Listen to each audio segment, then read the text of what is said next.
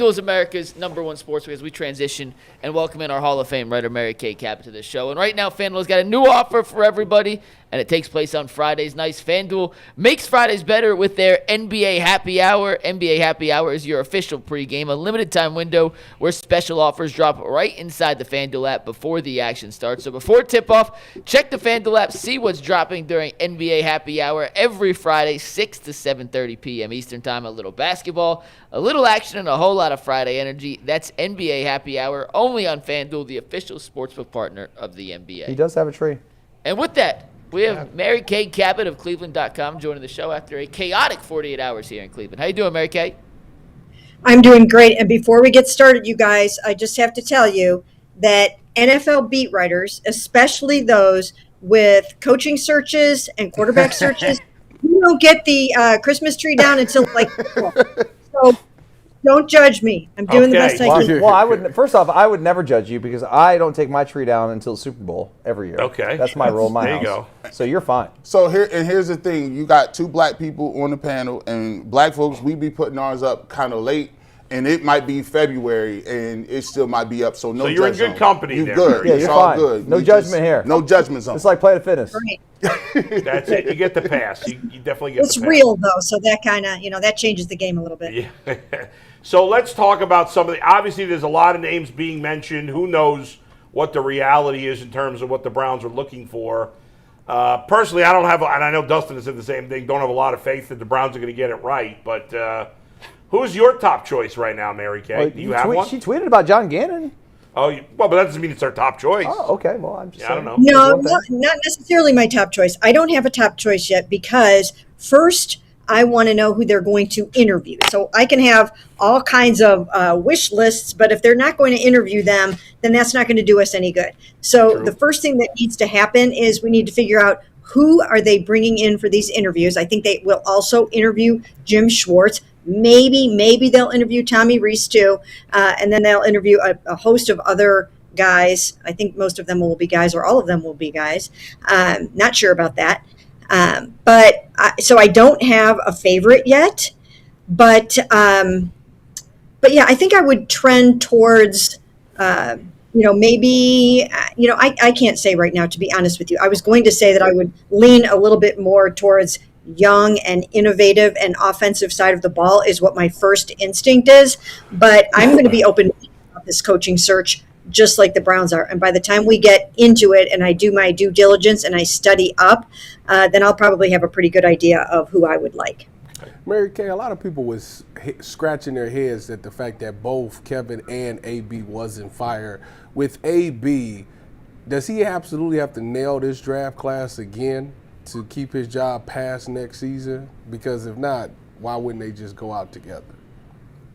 I don't think so. I've heard that mentioned a lot, that now he's on the clock and all of that. But I remember just sitting there with Jimmy Haslam at the owners' meetings in March, and he said, Andrew must nail this draft. And that was the terminology. He said he had to nail it. And I think that basically was a mandate that, you got to show me what you got here or you're going to be on the hot seat too, perhaps. So he did that. He went out and did that. And this draft was so good that I really do think that, that I don't think he's going to even be on the hot seat for next year. I think they're really looking forward to seeing what all those guys can do over the next 3-4 years. And then they're going to add the next layer onto that with this upcoming draft and with this free agency period. We know they're going to overhaul the offense, and we know that they have said that they're going to do the most important thing, and that is address QB1, and they know that. Right. So if Andrew can get QB1 right, then I think he'll be okay for the foreseeable future. But the truth is, quarterback, wide receiver, offensive line, defensive end. I mean, he's not gotten anything right really at any of those positions in 6 years, Mary Kay. Well, I don't know if I can say that. I think they've done a pretty good job, once again, at a number of those positions.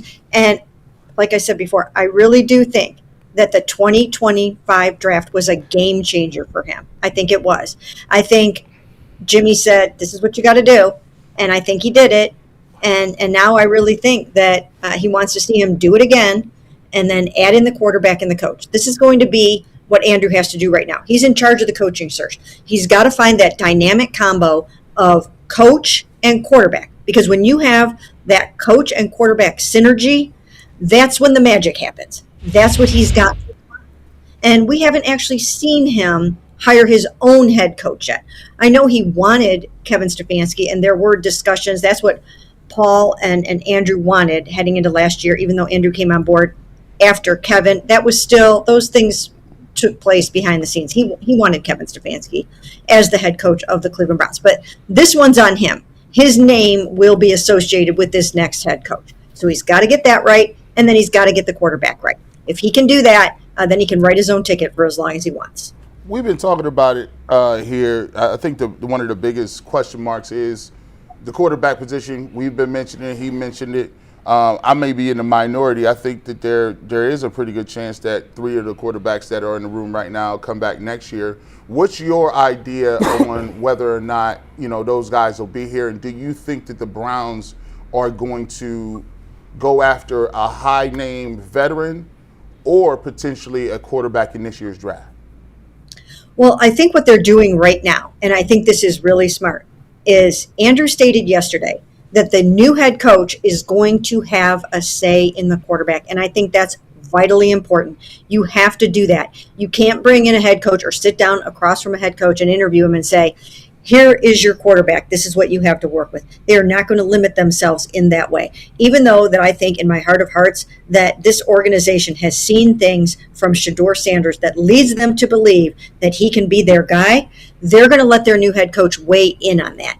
I've seen things from Shedeur Sanders that leads me to believe that there's something special there, and that when you surround him with a really good supporting cast and a good offensive line, that we'll even see more of that in the coming years. Will he get that chance? I do think it is going to depend in part on how the new head coach feels about him. And I don't think that they're going to hire their head coach based on the fact that he loves Shedeur Sanders. I think they're going to go into it more open-minded than that and take an unflinching look at their quarterback situation. They know that they've got to get it right. And I do think Deshaun...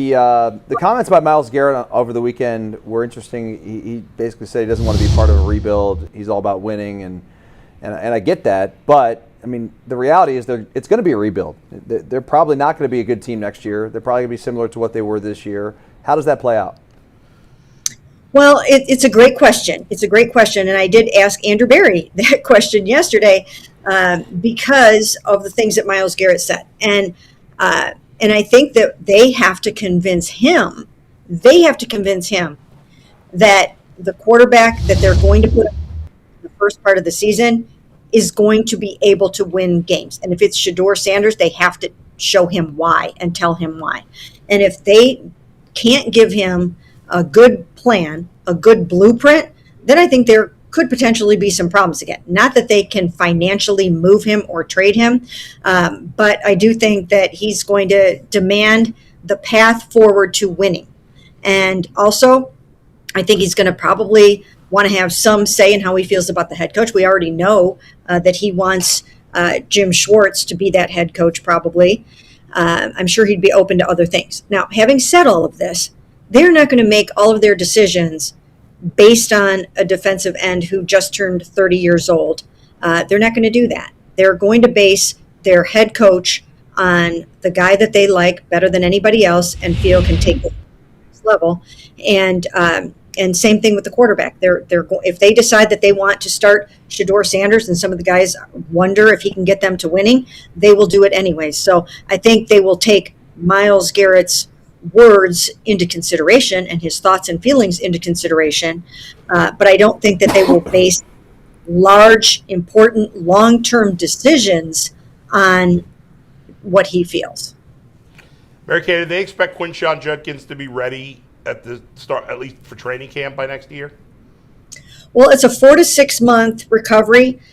So I don't know if he'll be full go in training camp, but he certainly should be ready for the start of the season, and they are expecting him to be ready week 1 to be the Quinshon that we saw this year and build on everything that he did, and he'll have a better offensive line to run behind.